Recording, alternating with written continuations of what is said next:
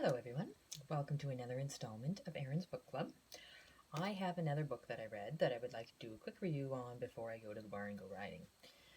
So the book that I have to do today is called The Rages of the Book of the Shepherds, Volume 1 by Jamws L. Davis.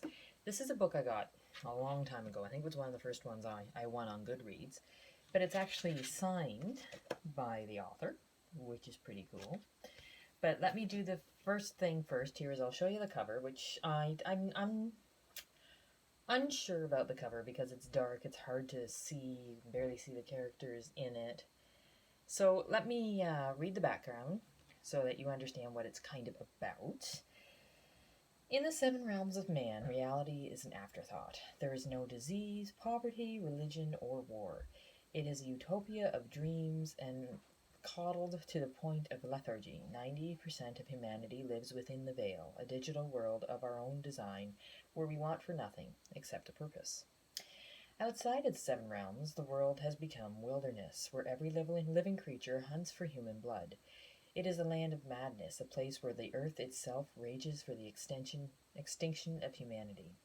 From the wilderness, three strangers will be changed forever, and the world within them.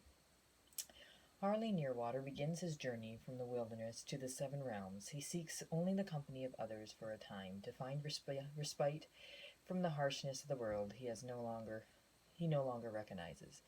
Death follows him.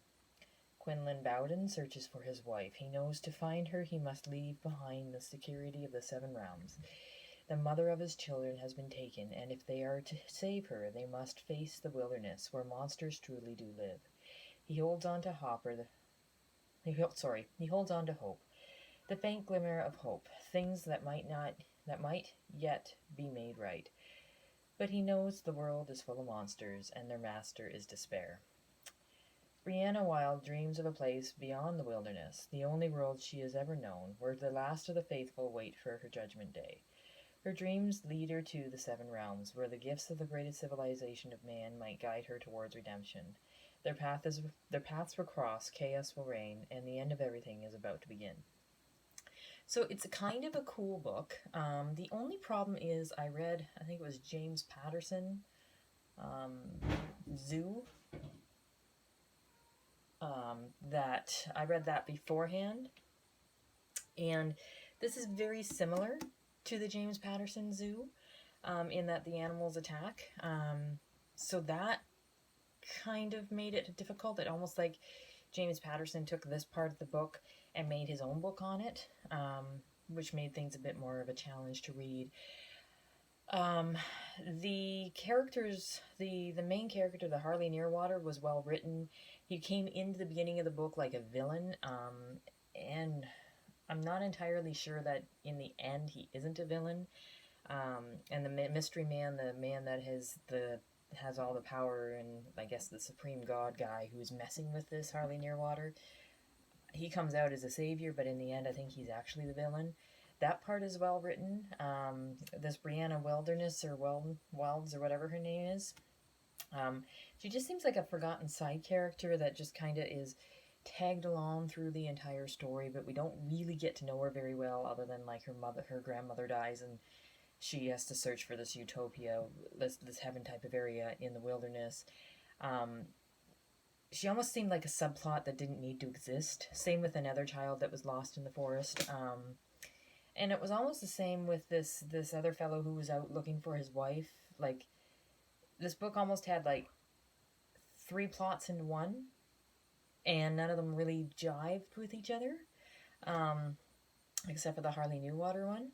So I'm undecided if I like the book. It was a good read. The chapters were nice and easy to get through. It was written well,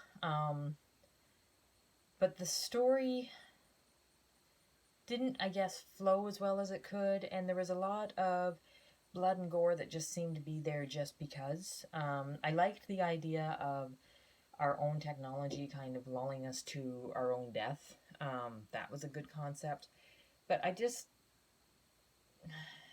it wasn't one of those, it got set up to be one of those really amazing reads and the book didn't follow through. I don't know, it's hard to describe. But It took me longer than I thought to read it, which means it didn't keep me as engaged as I had hoped that it would keep me. So I think if you're in the right mood, it would be a really good read.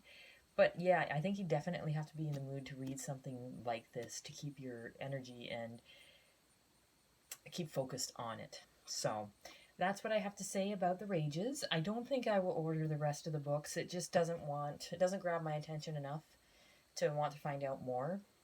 So if I ever come across them free, I'll pick them up and read them. But all in all, it was an okay book. Nothing that I think I would write home for. But thank you very much, guys, for listening to me to do another book review, and I will let you know when I have another book read.